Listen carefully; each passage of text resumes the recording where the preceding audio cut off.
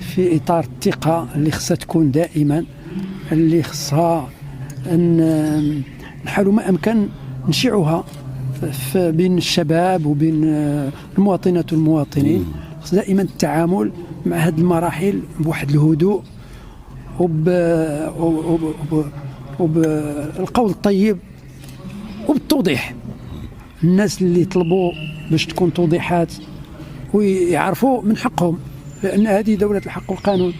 الواحد إلا شك في شي حاجة طلب توضيح بالنسبة للورقة ديالهم. كنحيي القضاء وخصوصا المحكمة الإدارية ديال أكادير اللي عطات الأمر باش لمراجعة الورقة ديال الامتحان ديال واحد الممتحنة واحد الطالبة.